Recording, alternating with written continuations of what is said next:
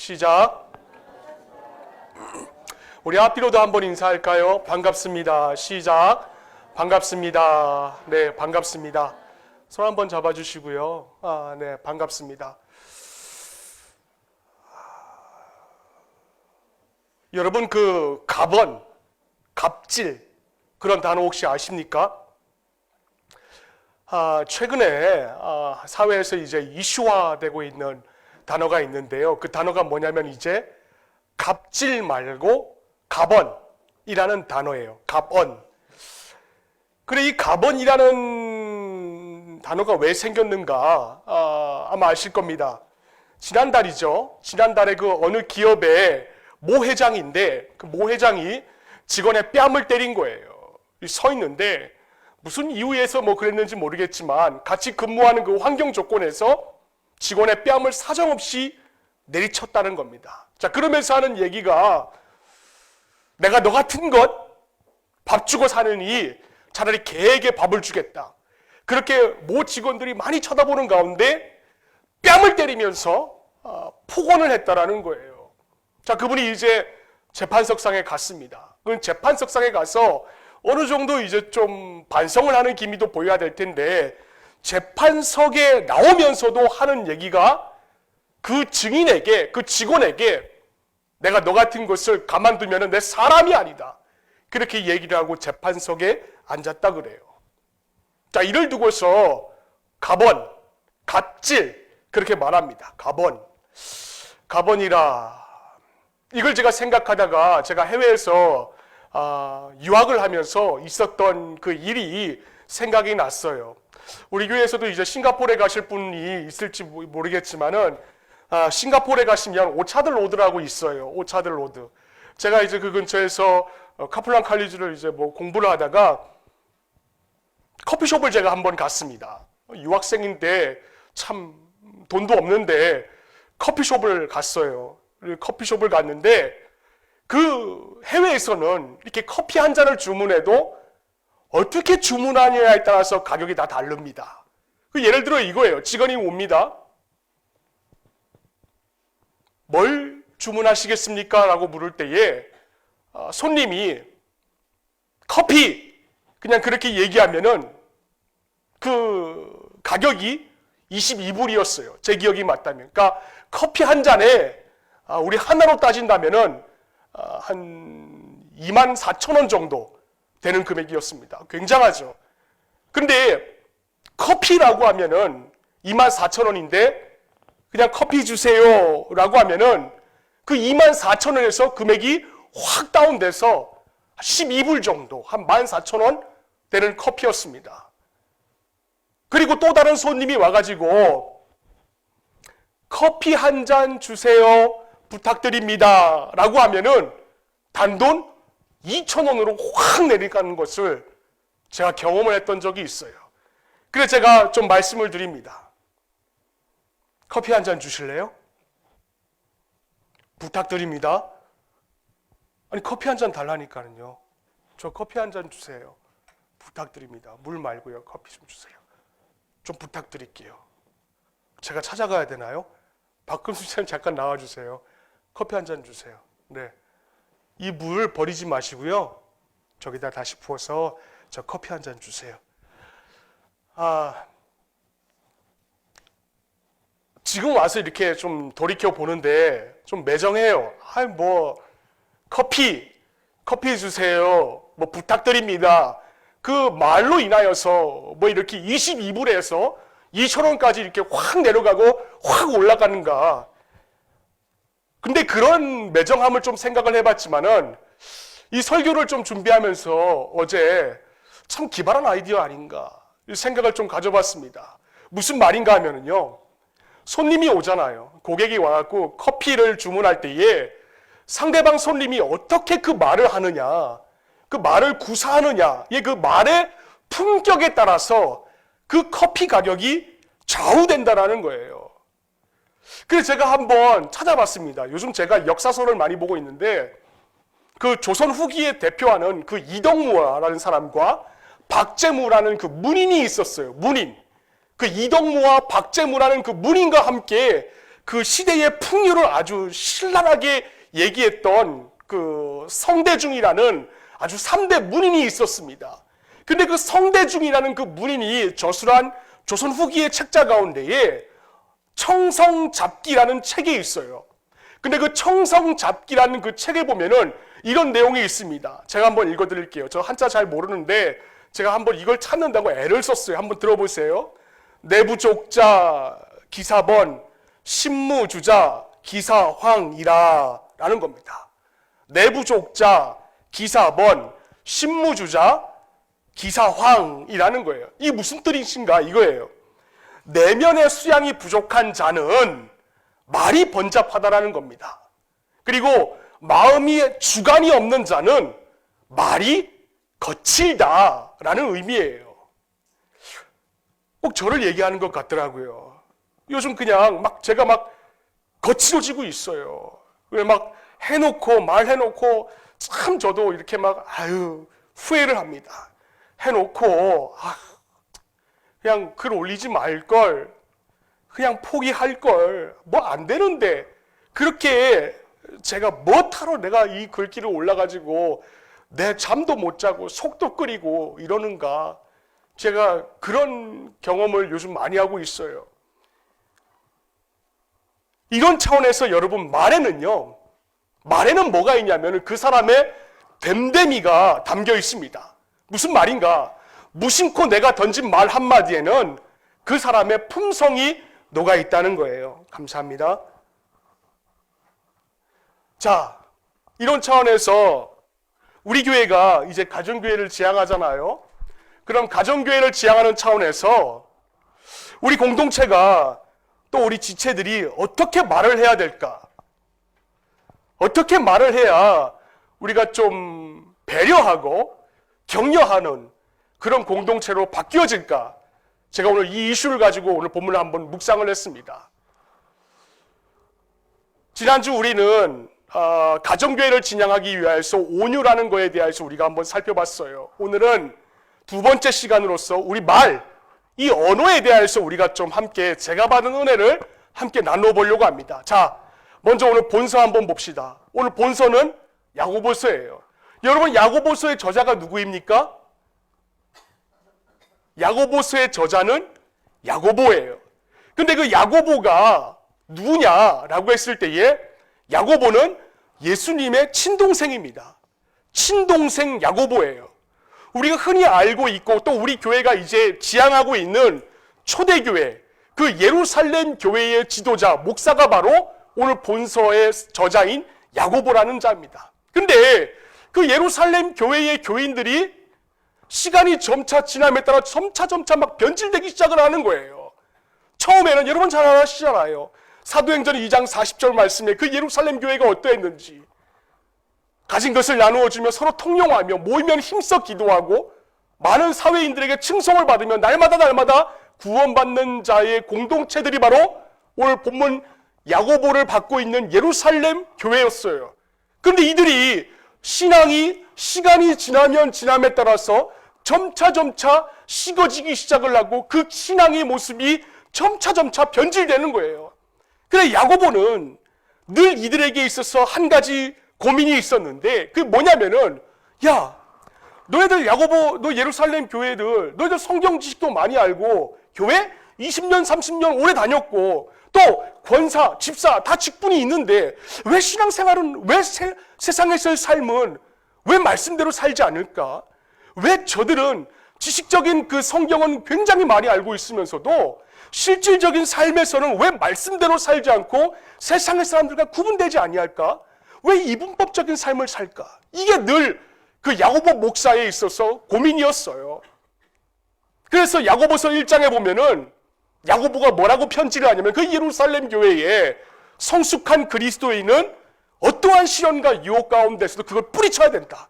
그걸 얘기하고 있고 2장에서는 우리가 잘 알고 있는 대로 행함이 없는 믿음은 죽은 믿음이다. 그걸 얘기하고 있고 또 오늘 본장인 이 3장에서는 그 진리를 실천하는 과정에 있어서 우리 언어의 생활, 우리 말, 이 혀를 지배하는 사람이 진정한 의미에서 성숙한 그리스도인이라는 것을 드러내고 있습니다. 때문에 이 야고보서의 전체 1장부터 5장까지 전체 주제는 뭐냐면은 다 하나로 귀결되고 있는데 그게 뭐냐면 바로 성숙한 그리스도인이라는 거예요. 성숙한 그리스도인은 이렇게 행동을 해야 된다. 그게 바로 주제입니다. 때문에 바라기는 제가 그래요. 우리 공동체에 모든 지체들이 있어요. 어린아이부터 시작하여서 그리고 어르신들까지 모든 지체들이 이 성숙한 그리스도인이 누구냐라는 이슈를 가지고 볼 때에 우리가 이 시간 좀 성령의 깨달음이 우리 마음속에 함께 임할 수 있기를 간절히 부탁을 드립니다. 자, 오늘 본문 2절 말씀 한번 봅시다. 본문 2절 말씀 우리 한번 읽어볼까요? 시작.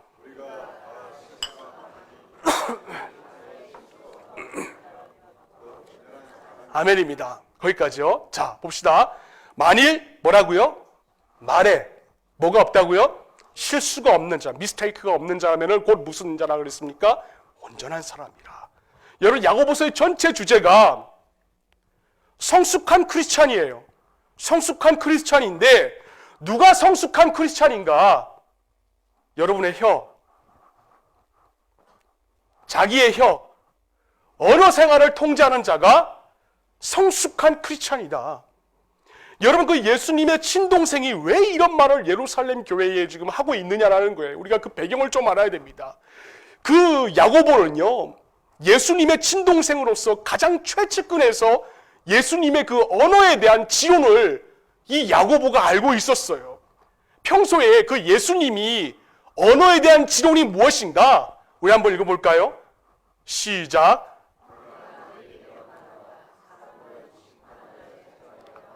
온갖 뭐라고요? 쓸데없는 말, 해명해야 된다.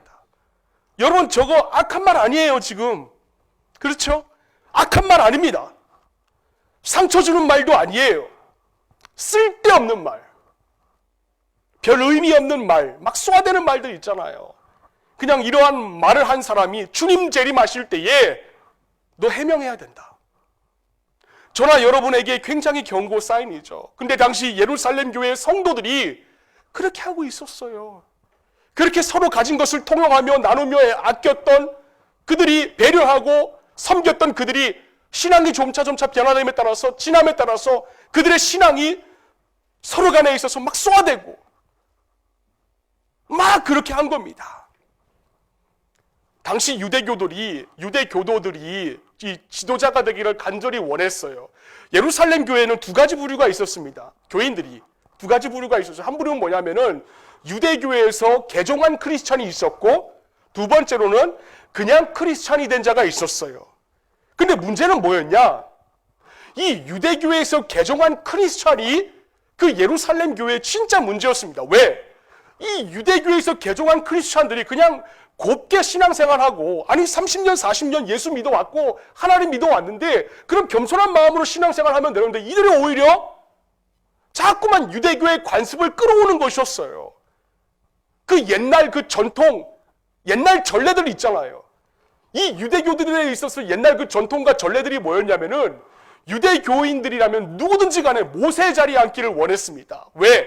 그 자리는 상석이었고, 그 자리는 가르치는 자였고, 그 자리는 존경받는 자리였기 때문에 이 유대교들이 그걸 너무나도 원했어요. 그래서 이 자들은 늘 밥상머리에 앉아도 늘 밥상 위에 앉지 밥상 밑에는 안 앉으려고 했던 그들이었습니다. 그들은 오히려 섬기려고 하는 자리보다는 오히려 섬김을 하려고 했던 자들이었어요. 문제가 생겼죠. 너나 할 것 없이 이 유대교에서 변경한 크리스찬들이 모두가 다 섬김을 받기를 원하는 자로 변질되었다는 거예요. 그래 결국은 이러한 문제가 갈등과 문제로 나아가게 되었고, 교회에서 있잖아요. 오기만 하면 싸우는 거예요. 내가 상석에 앉겠다. 나는 이런 사람인데. 내가 몇 년을 신앙생활 했는데 내가 왜 저 사람들을 섬겨야 되지? 내가 어떻게 했는데, 난 누군데, 나 세상에서 뭔데, 내가 왜? 그래 야고보 선생이 뭐라고 얘기하는가? 선생된 우리가 뭘 더 받을 줄 안다고요? 더 큰 심판을 받을 줄 알라라는 거예요. 그 뭐라 그랬습니까? 야고보서에 선생 되지 말라 그랬어요. 여러분, 선생이 된다고 하는 것은요, 그만큼 뭐가 있냐면은 말을 많이 한다는 뜻을 가지고 있습니다. 말을 많이 한다는 것은 책임이 그만큼 있다라는 거예요. 책임이 크다라는 것은 하나님 앞에서 해명해야 될 것도 많이 있다라는 것을 말하고 있는 것입니다. 자, 이런 차에서 우리가 1절 말씀 다시 한번 보자고요. 한번 읽어볼까요? 시작. 형제들아,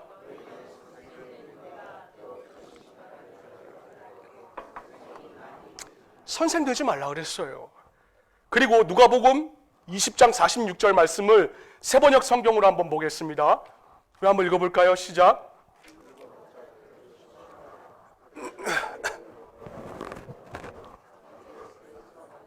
어딜 좋아합니까? 회당에서 높은 자리, 잔치에서 윗자리를 좋아한다. 이들이 그랬어요. 예루살렘 교인들이 어딜 가도 그랬어요. 처음에는 안 그랬거든요.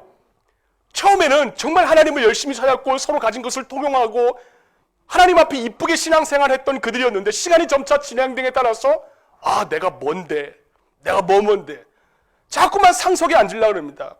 특별히 여기에 말을 많이 하는 입장은요, 어느 입장이냐면은 남보다 좀 이렇게 본을 보여야 하는 이 기성세대들이 다 여기 포함되어 있습니다. 여러분, 자녀는 절 보세요. 절 보세요. 괜찮아요. 절 보세요. 네. 목 아파요? 네. 그냥 그렇게 보세요. 여러분, 자녀는 부모의 거울이에요. 부모의 거울입니다. 자녀의 언행을 보면은 그 부모의 언행을 알 수가 있어요. 부모가 기도 안 하는데 자녀 보고 기도하라, 너 기도해, 기도하겠습니까? 부모가 식사 앞에 딱 놓고 하나님 아버지 감사합니다 땡 그러는데 자녀 보고 야 좀 너 좀 기도 좀 잘해봐라, 그럼 자녀가 기도하겠습니까? 부모가 성경 안 보고 목요일 날 밤 11시까지 방송하는 그 연애의 맛을 새벽까지 그 JTBC 방송입니까? 그거 보는데 그 자녀가 성경 보겠어요? 기성세대가 순종의 자리에 앉아있질 않아요. 단톡방에 뭐 좀 올리라고 하면은 순종하지 않는데 다음 세대 아이들이 그 방에 있음에도 불구하고 순종하겠습니까? 그러니까 야고보가 지금 예루살렘 교인들에게 선생 너무 되지 말라, 그 말한 이유는 너희부터 좀 똑바로 살아라는 거예요. 기성세대들부터 너희들 아랫사람에게 뭐라 그럴 거 아니야. 너부터 똑바로 살아라. 이거 저한테도 하는 말이죠.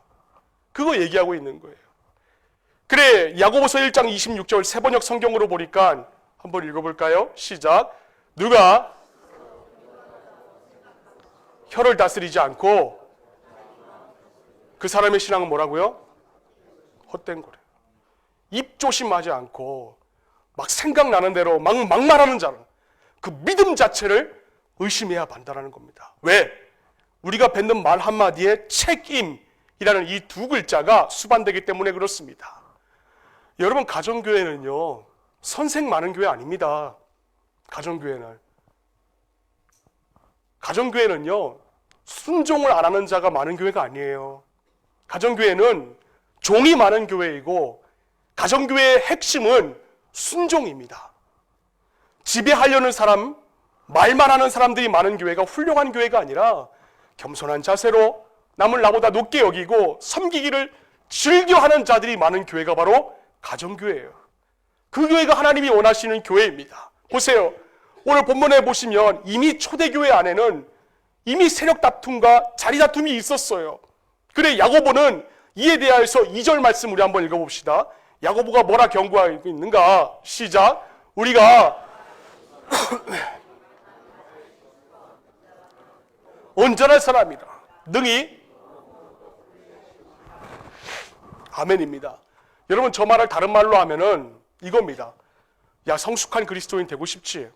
성숙한 크리스찬은 말에 실수가 없는 사람이야. 그거 얘기하는 겁니다. 특별히 교회에서 있잖아요. 높은 자리에 계신 분들, 권사님, 집사님, 장로님, 목사, 말에 실수하기가 더 쉽죠. 왜? 이렇게 좀 높은 자리에 있는 분들은 말을 많이 하는 위치에 있기 때문에 그렇습니다. 그러나 이 언어의 실수는 어떤 높은 자리 지도자들 뿐만이 아니라 우리 모든 사람들이 다 빠지기 쉬운 함정이에요. 그래 야고보가 사용한 시제를 한번 보세요. 시제. 여러분 한번 봅시다. 2절 전반절에 우리가 다 뭐가 많다고요? 실수가 많다. 많을 것이야. 많을걸? 그렇게 하지 않았습니다. 야고보는 현재 시제를 사용하고 있어요. 이 실수라는 말을 죄로 바꾸어도 문제는 없습니다. 우리는 모두가 죄가 많다. 왜? 우리는 현재적으로 매일매일 날마다 직장에서나 가정에서나 세상에서나 말로 하는 죄를 짓기 때문에 다양한 방법으로 죄를 짓고 살아요. 또 그 죄를 계속 짓고 있습니다. 무엇으로 죄를 짓나요? 새치요. 이걸로. 저와 여러분이 무슨 남을 칼로 해야 한다. 무슨 특별하게 그렇게 행동을 하는 건 아니지만 이 말로써 우리는 상대방에게 막 보이지 않는 미사일을 막 발포합니다. 현재 시제를 사용하면서 날마다 반복적으로 죄를 짓고 있어요. 특별히 어떤 경우입니까? 우리 한번 읽어볼까요? 잠언 18장 8절 시작. 별식과 어디로 간다고요? 참, 너무너무 마음에 와닿습니다. 여러분 별식 아시죠? 별식이 뭡니까? 야, 오늘 우리 좀 피곤하니까 우리 감자탕 먹으러 가자. 좀 이렇게 맛있는 거 먹으러 가자. 또 감자탕이 또 맛있다 그래 또 그것만 또 드시러 가지 마시고 또 이렇게 좀 특별한 메뉴 먹으러 가자. 이게 별식입니다. 이렇게 말하는 것은요 다 귀가 어떻게 합니까? 솔깃하죠. 이 남들에 대한 이 가십과 이 험담은요 별식과 같아요. 특별 메뉴입니다. 너무너무 맛있어요. 누구는 저거 했다 카더라. 또 저 사람은 이거 했다 카더라. 심지어는 담임 목사가 이렇게 말했다 카더라. 이 카드라 방송들 이 너무너무 맛있어요. 특별히 주일날 이렇게 예배드리고 집에 갑니다. 가면은 좀 이렇게 은혜 받은 부분에서 이렇게 식탁에서 믿음의 교제를 나누어도 유만부득인데 옆 집사님에게 바로 전화를 걸어요. 그래서 목사의 이렇게 카드라, 이 카드라, 저 카드라, 이 목사의 가십과 교회의 가십들을 막 얘기하고 이 카드라, 저 카드라, 이 방송을 막 얘기하면 너무너무 맛있습니다. 그 씹을수록 고소해요. 그래서 막 목회자와 교회를 막 씹어냅니다. 여러분 그런데요. 여러분 그러시면요. 애들이 그 소리를 들어요. 애들이. 은혜가 안 돼요. 단톡방에 제가 자꾸 글을 올리라는 것도 은혜되라고 제가 글을 올리라는 겁니다. 여러분이 순종하는 모습이 보여야 다음 세대 아이들이 순종하지. 여러분들 순종하는데 다음 세대 아이들이 순종하겠습니까? 그 교회의 영광이 막 훼손되는 거예요. 그 아이들 다 보고 있기 때문에. 올려주세요. 안 올려요. 말해주세요. 말 안 해요. 소통을 안 해요. 이 하나님의 영광을 가리는 것밖에 안 돼요. 자, 이런 차원에서 성경에서 말로 하는 죄가 얼마나 많은지 모릅니다. 제가 오늘 이 말씀을 준비하면서 깜짝 놀랐어요. 말로 짓는 죄가 얼마나 많은지. 여러분 한번 점검해 보세요. 악한 말, 더러운 말, 사악한 말, 거짓말, 선한 거짓말, 지저분한 말, 왜곡된 말, 사나운 말, 교묘한 말, 비꼬는 말, 아첨하는 말, 비방의 말, 수군수군하는 말, 험담하는 말, 불만과 불평하는 말, 저주하는 말, 남을 업신 여기는 말. 여러분 여기에 걸리지 않는 분 계세요? 저도 걸리더라고요. 자, 그럼 우리가 어떻게 해야 될까요? 어떻게 우리 가정교회가 좀 전환점을 맞이해야 될까? 두 가지 적용점을 드립니다. 하나는 뭐냐면 말하지 마세요. 말하지 마세요. 여러분의 입을 좀 통제하세요. 통제. 좀 말씀을 좀 하시더라도 좀 은혜롭게. 제발 좀 제가 부탁드립니다. 3절 말씀 우리 한번 보겠습니다. 시작.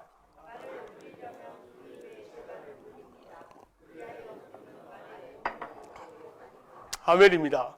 여러분 저기서의 말은요. 우리 말이 아니라 사람이 타고 다니는 말입니다. 만일 야생마에게 굴레를 씌우지 않고 그 말을 놓쳤다면 그 말은 온 논밭에 막 돌아다니면서 막 헤집고 다닐 거예요. 사람들을 다치게 하고 농작물의 과실들을 모두가 패쳐버리고, 이 말이 얼마나 큰 파괴의 손실을 가져오는지 모릅니다. 그러나 어떤 야생마라도 그 말에다가 재갈을 물리고 또 굴레를 씌우면은 잘 길들일 수가 있어요. 굴레가 뭐 말을 이렇게 막 왼쪽으로 가자, 오른쪽으로 하자, 막 이렇게 막 말을 어거하는 것처럼 우리의 이 새치어는 온몸을 이렇게 우리 몸을 끌고 다닐 수 있는 능력이 우리 새치어에 있어요. 제가 최근에 읽은 책 가운데 제이슨 미셸이 지은 그 쉬운 예수는 없다라는 책자가 있습니다. 쉬운 예수는 없다. 근데 그 책에 보시면 그리스도인의 그 말의 능력에 대해서 이렇게 적어놓고 있어요. 한번 들어보세요. 마가복음에서 예수님은 회당에서 사람들을 놀라게 하는 두 가지 사건을 전하고 있습니다. 그분의 얘기입니다. 제이슨 미셸.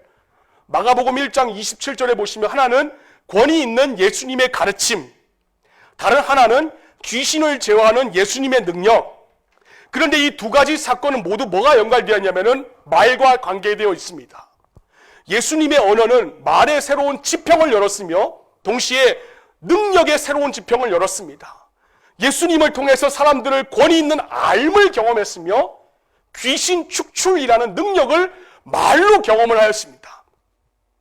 제가 그분의 이 글을 읽고요, 제 무릎을 한 대 쳤습니다. 이 무슨 말이냐면요, 예수님이 귀신에게 명령을 내리자 귀신이 순종했다? 이 뭘 말하냐면은 예수님의 그 말에 능력이 있다는 것을 말하고 있는 거예요. 여러분, 사람의 말요, 우리가 이렇게 내뱉는 말, 그거 쉽게 보지 마세요. 우리가 이렇게 한마디 내뱉는 말 속에 그 사람의 세계관이 거기에 다 담겨 있습니다.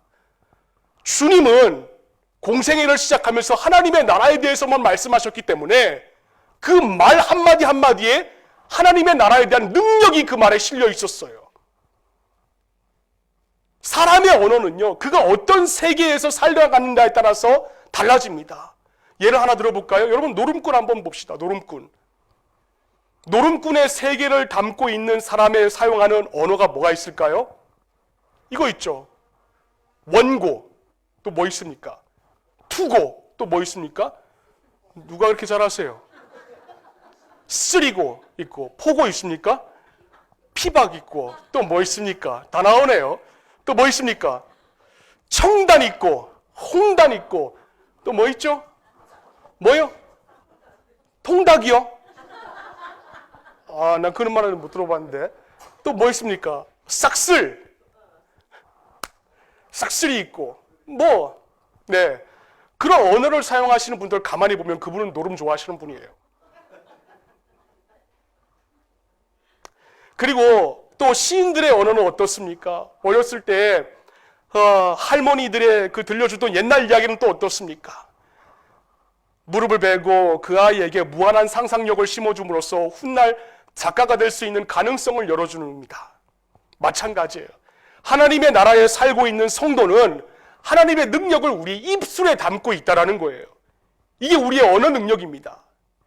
제가 그분의 글을 읽고 저와 여러분이 지금까지 뱉어내는 말에 대해서 우리가 한번 점검해 보자고요. 한번 솔직하게 좀 까놔보세요. 오늘 남들보다 좀 많이 가지고 있는 자리라 할지라도 좀 불편하신 분이 이 자리에 계실 거예요.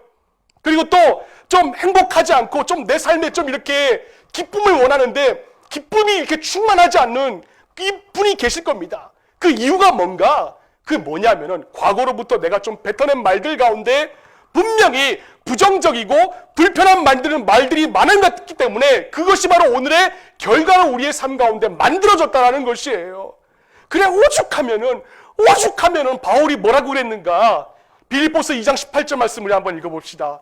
시작. 여러분도 이와 같이 기뻐하고 나와 함께 기뻐하세요. 그 고통과 바울이 지금 그 환난 가운데 그 감옥 안에서도 하나님 향하여서 하나님 왜 하필이면 나에게 이런 상황 만들어주냐고, 내가 뭘 잘못했길래 이 감옥에 들어와야 되냐고, 삿대질 아니하지 아니하고 불만과 불평을 쏟아내지 아니하고 그래도 기뻐하고 또 기뻐한다면 얼마 안 있어서 나에게 그런 기뻐할 수 있는 상황이 찾아올 거다. 그걸 믿음으로 고백을 했던 것입니다. 할렐루야. 그래, 지금 내 삶에 기쁨이 부족하다면은 여러분의 말에 기쁨이 부족해요. 그것 때문에 지금 그런 거라고 생각하셔야 됩니다. 오죽하면 솔로몬이 뭐라 그런 줄 아십니까? 우리 한번 읽어볼까요? 잠언서 18장 21절 시작. 죽고 사는 것이 어디에 달려있다고요? 혀를 쓰기 좋아하는 자는 혀의 열매를 먹으리라. 그러니까 오늘 이 예배를 통하여서 우리가 첫 번째 적용할 것 이겁니다. 말 좀 아끼세요. 제발 좀. 혀를 통제하자는 겁니다. 혀를 통제하자. 좀 말을 하더라도 좀 상황에 맞게끔 4차원적인 말 하지 마시고 좀 바른 말, 그런 말을 좀 이렇게 하자고요. 그래서 힘들어도 감사합니다. 제가 참 엊그제 우리 공동체 안에 어떤 집사님을 제가 만났어요. 만나면서 이런 대화 저런 대화를 나누다가 그분이 저한테 어떤 말씀을 하시냐면 참 힘들어요. 가정이 힘들고 참 어려워요. 정말 풍비박산 날 지경입니다. 정말 힘들어요. 근데 그러한 가운데서도 저한테 하는 고백이 뭔지 아십니까? 목사님 참 감사합니다. 제 자녀들 이렇게 길러주신 것, 하나님께서 이렇게 해주신 것 정말 감사합니다. 가정이 풍비박산 나는데도 하나님 참 감사합니다. 제가 그분하고 대화 나누면서 저한테 믿음의 도전이 얼마나 됐는지 몰라요. 우리는 어떻습니까? 좀 힘들어도 하나님 막 이러고 왜 나냐고 막 이러고 그러는데 그분의 입술을 통해서 나오는 그 말씀이 저한테 큰 믿음의 도전이 되었어요. 정말 보기 싫은 남편일지라도 언젠간 우리 남편이 하나님 안에서 올바로 설 것입니다. 내 남편 감사합니다. 그렇게 말하면요, 얼마 안 가서 주님이 여러분들의 입술의 그 고백을 듣고 그렇게 만들어 주실 거라는 거예요. 우리가 이걸 믿어야 됩니다. 왜? 우리 말에는 언어의 능력이 있기 때문에. 자, 첫 번째, 말하지 말자. 혀를 통제하자. 자, 두 번째, 우리의 입에다가 성령의 열쇠와 자물쇠를 다 채워주십시오. 성령의 열쇠와 자물쇠를. 보면 4절 말씀 한번 봅시다. 4절 시작. 또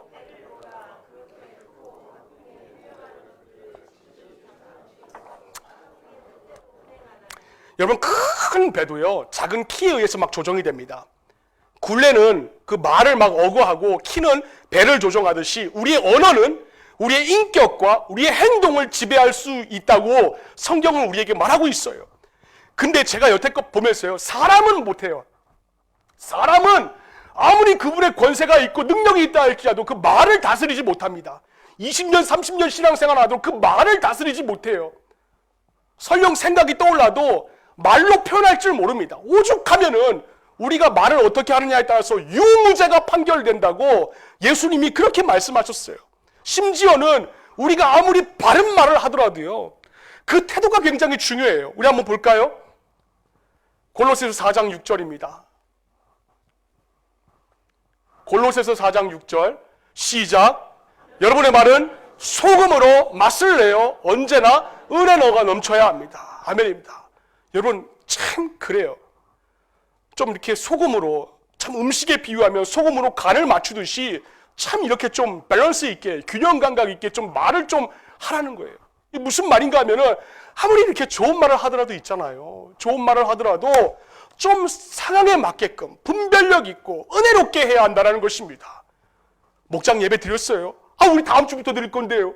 그 말 한마디가 얼마나 그분에게 상처를 주는 줄 아십니까? 제가 우리 교회를 섬기면서 진짜 안타까운 게 뭔지 아세요? 이렇게 파괴적인 말들, 상처 주는 말들 하면서도 소위 신앙이 좋고 위로 올라가면 올라갈수록 그런 분들이 정말 많이 계신다라는 거예요. 우리 교회 중고등부 아이들 풋살하기 위해서 저 플라스틱으로 만든 축구 골대 2개를 설치를 해놨습니다. 근데 그거 아이들이 놀다가 지금 하나가 다 부서져 버렸어요. 근데 제가 참 안타까운 게 2가지인데요. 제가 하나 말씀드릴게요. 하나는 뭔가 하면은 그 축구 골대가요, 다 부서졌어요. 부서진 지 3주가 지났습니다. 근데 한번 보세요. 그 자리 그대로 있습니다. 제가 얼마나 감사한지 몰라요. 정태성 원로 목사님은 풀 베고 잔디 깎고 운전하고 교회 사찰 집사처럼 이렇게 다 했기 때문에 그렇게 지금까지 여러분들이 수동적으로 신앙생활 하시는 것 같아 보였어요. 그냥 예배자에 그냥 자리만 앉으면 된다. 지난주 설교 뭐 했는지 한번 물어볼까요? 다 몰라요. 삶에 적용했는가요? 다 몰라요. 그래 이제 좀씩 움직이려고 그러니까 목사님 이거 내가 왜 해야 돼요?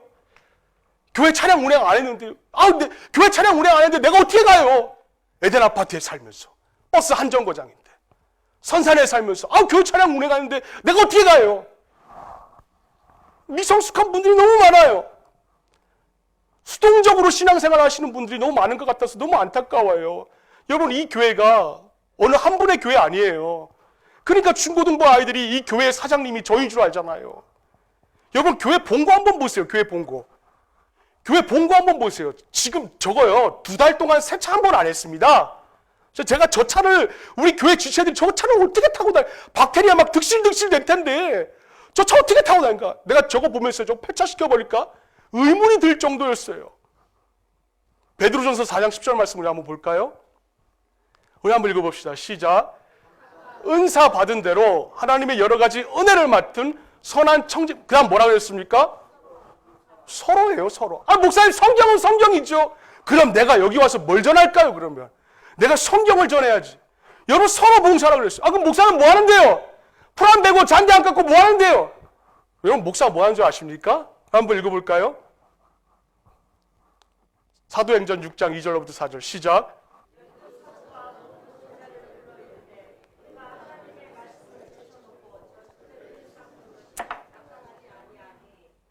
또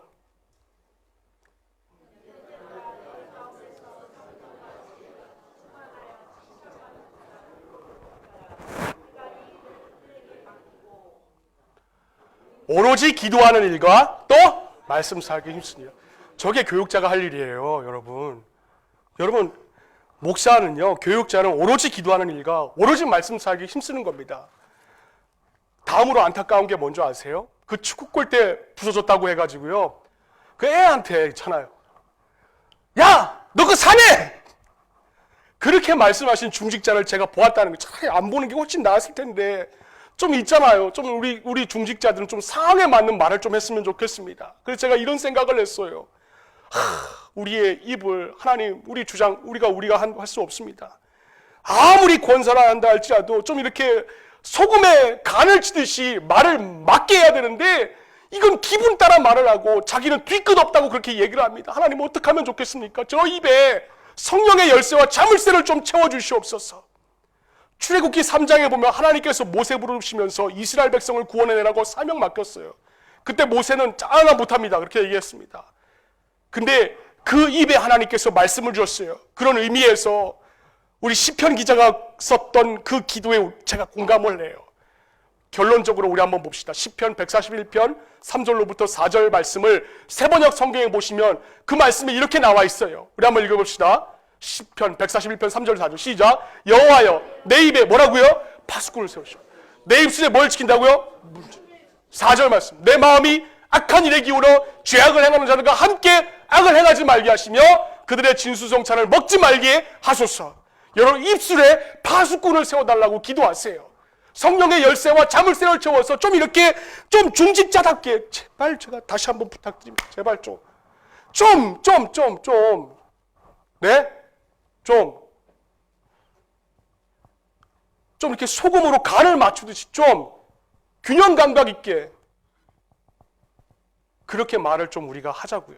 그래서 우리 공동체 서로 좀 배려해주고 또 남을 좀 격려해주고 집에 돌아가셔서 이 카드라 이 방송하지 마시고 입을 통제하셔서 하나님이 원하시는 찬양만, 감사만 나올 수 있는 저와 여러분의 입술 될 수 있기를 주님의 이름으로 축원을 드립니다. 기도하겠습니다. 하나님 아버지, 감사합니다. 우리 교회가 따뜻한 가정교회를